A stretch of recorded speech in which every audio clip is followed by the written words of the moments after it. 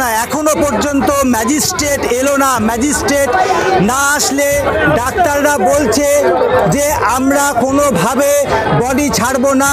এটা ন্যায়সঙ্গত দাবি, কারণ পুলিশের প্রেজেন্সে শুধু পিএম হবে এটা কিন্তু ডাক্তাররা মানছে না। ম্যাজিস্ট্রেটের সামনে যাতে পিএম হয়, পোস্টমর্টেম হয়, সেইটা ডাক্তার।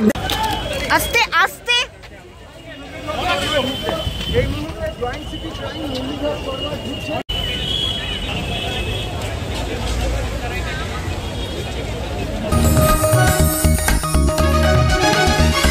आप देख रहे हैं न्यूज़ UNI।